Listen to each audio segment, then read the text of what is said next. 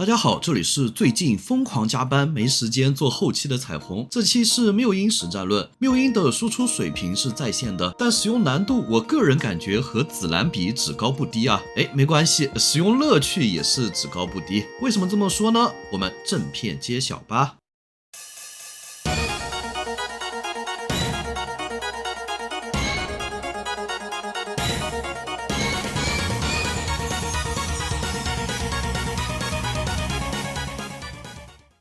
作为6星轰击术师，谬音的攻击和生命都较高。攻击术师的特点是直线5格加真群攻的特殊攻击范围，以及32到34的超高部署费用。不过这2点在谬音这里都有强化。谬音的模组特性为新的减8部署费用，强度还是不错的。不过现在日常图有银灰换费和可露西尔返费，费用压力也不算大。模组真正发挥的场景还是肉鸽，减8费属于质变，但带谬音整体的费用压力依旧不小。至于原因嘛，天赋1链路协议的效果是可以使用一个持续时间25秒的中继器，能改变自身的攻击方向，且使该次攻击距离加2。中继器在场时自身攻击力加 25%。模组升级后，中继器持续时间会延长至35秒，再部署时间20秒，攻击力提升变为 30% 到 35%。中继器的费用为3，可以部署在地面位或高台位，阻挡数固定为0。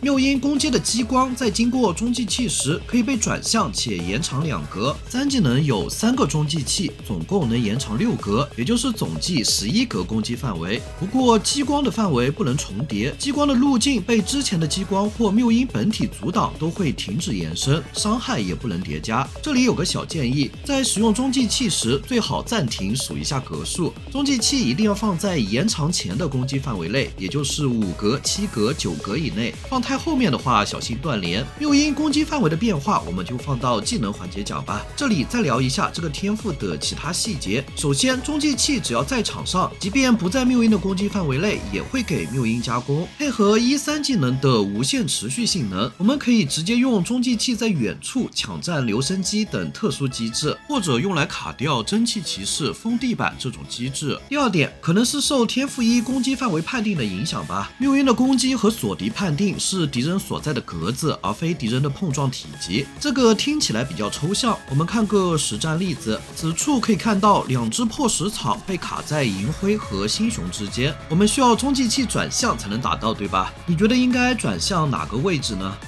应该都会和我一样打星熊的格子吧。但实际上这2只破石草，一个被卡在了星熊的地块，一个被卡在银灰的地块，所以即便看着像是在2格中间，甚至都偏下一些，但实际转向一次只能打到1个敌人。地块判定有时候就是会有些反直觉。天赋2取样优化的效果是，攻击范围内的友方干员攻击时，无视敌方10到13点的法术抗性。首先，谬音自己可以吃到2天赋效果，也就是自带10到13点的法穿，经典的打90法抗的怪，输出提升100%是吧？实战中提升倒不会那么夸张，但在后期狗和原石虫都自带20法抗，且大量高法抗大盾出现的情况下，有无法穿对法术大 C 的影响确实越来越明显了。天赋2还能辅助攻击范围内的其他法术大 C， 且谬音可以通过中继器和技能改变自己的攻击范围，很适合配合圣灵出血、荒芜拉普兰德、斩叶星熊等高伤但无法穿的大 C。缺点是辅助其他 C 位需要规划好整体的站位，不像罗格斯只要打中敌人就行。整体算是锦上添花的天赋吧。技能连续映射开启后，谬音攻击力提升，中继器持续时间变为无限，技能持续时间无限，比较简单的挂机技能啊。专3后技能暖机时间35秒，2级模组中继器的持续时间也是35秒。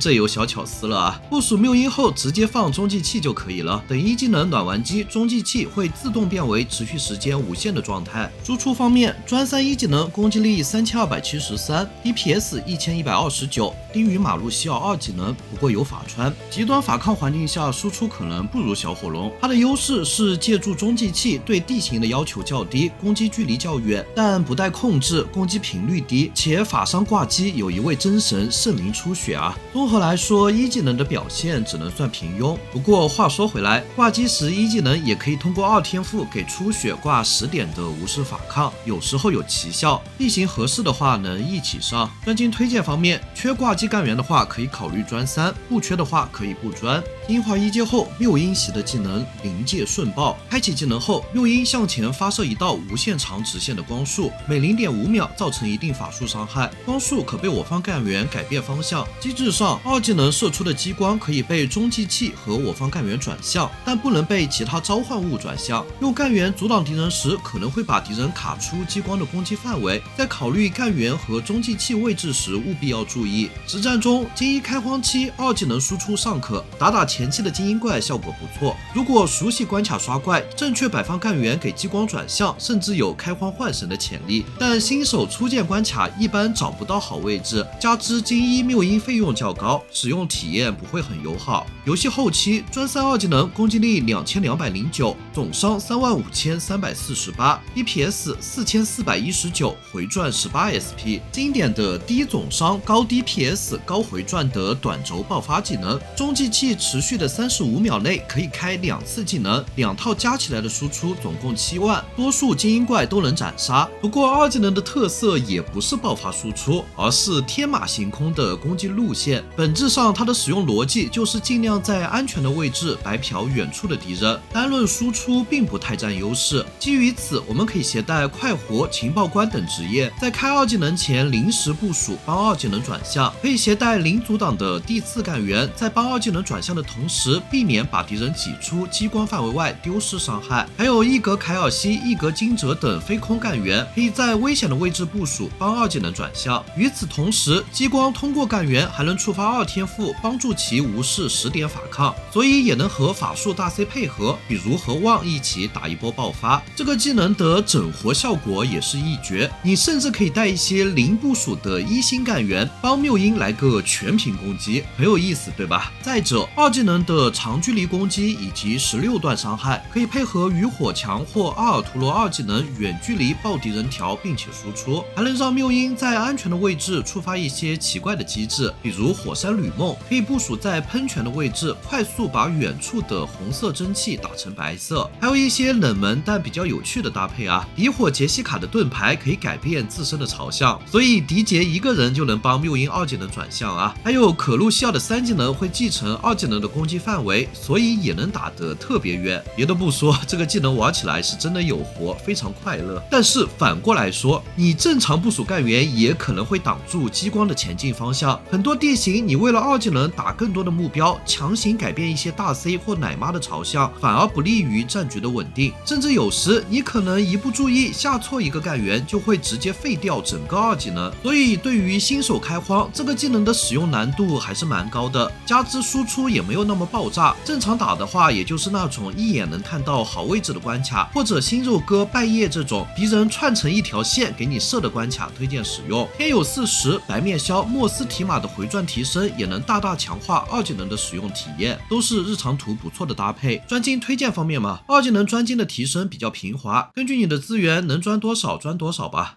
进化2后，谬音习的技能混沌的本质，开启技能后，谬音停止攻击3秒，撤回已部署的中继器并重置再部署，攻击间隔较大幅度缩短，攻击力提升，造成一定法伤，并使目标停顿 0.4秒。攻击经过中继器后，额外造成1次法术伤害，且停顿时间延长 0.4秒。技能期间可额外部署2个中继器，中继器不会撤退，技能结束时自动撤退。攻击装有20发弹药，打完后结束，可随时停止。机制上，3技能的蓄力时间显然是放装置用的，最好1倍速或者暂停放，不然手慢可能会浪费子弹啊。其实手太快也不好，假如你开技能的时候装置还在手牌里，那要等它的数量变为3再开始部署，因为3技能从开启到回收装置其实有短暂的间隔，如果你开技能的瞬间就把手牌的装置放出去，它会给你直接回收掉啊，浪费3费。部署中继器时也不要放在太靠后的位置，因为3技能额外30%的法伤，只对穿过中继器后的激光生效。放的离谬音太远，敌人走到激光没有穿过中继器的部分，容易亏伤害，并且放太后面的话，也容易算错延长格子的数量，有断掉连接的风险。此外，3个中继器的再部署时间是挨个计算的，你一次性撤退3个中继器，那么第3个要等60秒的 CD 才能转好。也因此，技能期间中继器的使用规划直接决定了3技能的强度度上限。由于3技能的额外伤害和停顿延长只需要1个装置就能触发，所以攻击距离够的话，没必要强行摆3个，留1到2个中继器在手牌，可以灵活的应对后续战场的变化。实战方面，专3技能攻击力6110，额外伤害916，攻击间隔1.8秒，弹药20，总伤14万。这个输出水平基本上和圣灵初雪3技能以及罗格斯3技能算同一档，只是缪因3技能的上限以及使用难度都要高出一截。首先，3个中继器可以延长6格的攻击距离，让3技能打最多11格远。其次，3个中继器的位置灵活可变，单次技能内也能随时调整攻击方向。最后，3技能是弹药技能，可以随时关闭调轴，甚至能在输出到一半时故意放中继器挡住弹道，让3技能先不打人，存着弹药。这3个特性加起来，能让3技能拥有很强的少人作战能力。拿新肉鸽的几个关卡举例，像灌水贤者，缪因不能一次性打到全场的敌人，但可以在第1次技能时分2轮放置中继器，分别击倒2排炮手，然后关技能等 CD， 第2次打直线就能过图。还有官方演示中出现的这关，缪因在安全的位置分多次部署和撤退中继器，根据战况处理不同的敌人，也可以让激光输出重装身前的敌人。再比如1结局和2结局，缪因可以灵活调整中继器的位置，让技能打到不同方向的 BOSS 或者不同位置的小怪。1结局甚至还能同时输出2个2阶段的狼影，非常灵活。不过理想很丰满，现实很残酷。在这次黑流树海肉鸽的2结局中，干员和召唤物的费用都会提升。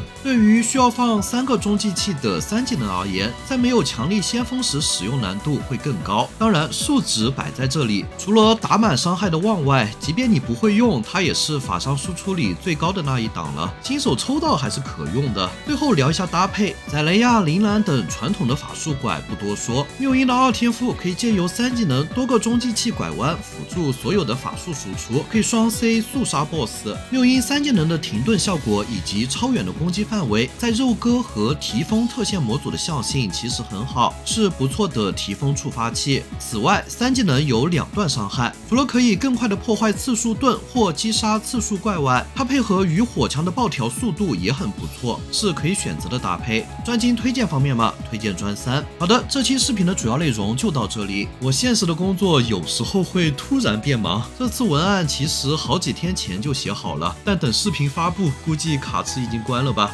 希望大家能多多点赞，给我提升士气啊！下期我尽全力在新卡池10天内更新，我们下期视频见。